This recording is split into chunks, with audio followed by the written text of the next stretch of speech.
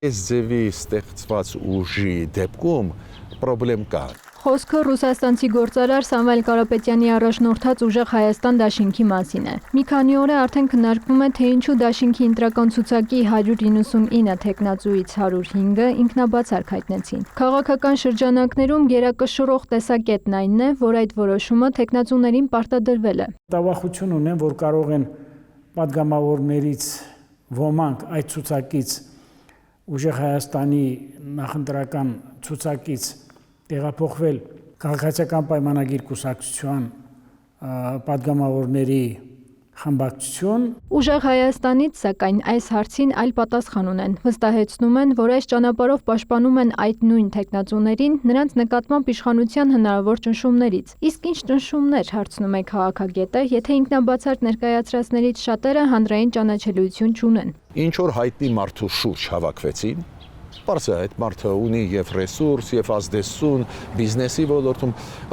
դրա շուրջ մարդիկ հավաքվեցին, բայց մեծ մասը քաղաքականությամբ չէ զբաղվի, ակնհայտ է, ոչ ոք այնտեղ շատ քչերը կան, որ ճանաչված են հասարակության կողմից, մի քանի հոգի, էտել ոչ թե այդ կուսակցության հետ կապ ունեցող, այլ ուժերի հետ, ուղղակի Սամվել Կարապետյանը իրենց հրավիրեց, մտցրեց ցուցակ։ Ասենք մի քանի հոգի են։ Հիմա 29 հոգի մտնում են պարլամենտ, այդ 29 հոգուց ես ցուցակը նայեցի, 3 թե 4 հոգի ինչ-որ ճանաչում ունեցող են։ Զարմանալի երևույթ է, ասում են քաղաքագետները, նկատում քաղաքական դաշտում նման պրակտիկա դեռ չէր եղել։ Վախեր ունի ուժեղ Հայաստանը։ 105 հոգի դուրս են գալիս։ Նախադեպ բաներ են։ Միգուցե կա վախ, իրանց մոտ կա վախ, որ ինչ որ մարդիկ իրանց մոտեցումներով ավելի մեղմ դիրքորոշում ունեն Նիկոլ Փաշինյանի նկատմամբ։ Միգուցե այդ մտավախությունը կա։ Դուք չմոռանաք, որ երբ որ ազգային ժողովում կլինեն քվեարկություններ կապված օրինակ հանրաքվեների հետ, սահմանադրության փոփոխությունների հետ, դուք գիտեք, այդ գաղտնի քվեարկություններ են, ու միգուցե իրանք համոզված չեն ոնց են քվեարկելու իրանց անդամները։ Բոլորս գիտենք, որ այդ կուսակցության ստացած ձայների քվեների առույցի բաժինը եղել է շահը, կաշառքը, խոստումները ոչ օրինական ճանապարհով, եւ երկրորդն էլ, եթե նրանք ընտրվել են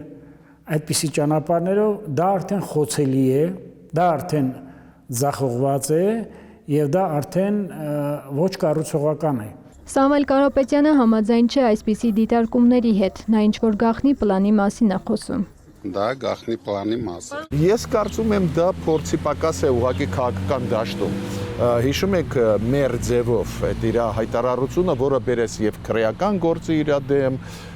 հետո մարդիկ նեղանում էին ոնց, եթե մարդը ասում է մեր ձևով կլուծեն, դրա մեջ սպառնալիք կա, չէ։ Նույնը ստեղ ես զուգահեռ ուզում եմ անցկացնել։ Համոզված եմ, որ եթե հիմա գործ հարուցվի այդ հայտարարության հիման վրա, որ գաղտնի գործունեություն իրանք ծավալում են, կասկած ես չունեն, իրանք կնեղանան, կասեն ինչ մենք դա նկատի չունենք, բայց ասեք ինչ նկատի ունենք։ Նրանց բոլոր գործողությունները եւ բոլոր ծրագրերը ի սկզբանե մատնված են անհաջողության։ Փորձ են անում ունենալ մի այնպիսի ֆրեյմ կաղապար, որով կարողանան արտահայտել ոչ միայն ուժեղ Հայաստանը, այլ նաև նրանց հետ ձեռքեկի տված Հայաստան դաշինքը կարողանան արտահայտել օտարերկրյա քաղաքական ուժերի շահերը։ Քաղաքացիական պայմանագրից եւս արձագանքում են ուժեղ Հայաստանի падգամավորի 105 թեկնածուի ինքնաբացարկներին։ Կարող է կասկածում եք ձեր թիմակիցների վրա հարգելի թույլիկներ, հա՞։ Այդ որ մեզնից 8 падգամավոր պետքա տանեիք, կարող է վախենում եք, որ ձեր վրայից մարդիկ պարզապես կթռնեն ձեր փուչ խոստումների, ձեր դատարկ մտքերի եւ ընդհանրապես ձեր ոչնչության։ Ուրիշ բան չկա այս սրա հետևում թաքնված, հարգելի թույլիկներ։ Հենց որ սպասում ենք ձեզ ազգային ժողովում, համեցեք, թեկուզ ես 105-ով պակաս։ Քաղաքագետն էլ հետաքրքիր զարգացումներ է կանխատեսում 9-րդ գումարման ազգային ժողովի ձևավորման գործընթացում։ Ես կարծում եմ 7-8 հոգի ուժեղ Հայաստանից կգնա դեպի քաղաքապայմանագիր։ Չեմ ասում ֆրակցիա կմտնեն, բայց կանկախանան ու ավելի անկախ քվեարկության մեջ կմասնակցեն։ Մերի Խաչատրյան, Ռաֆիկ Սողոմոնյան, Արման Թովմասյան, լուրեր։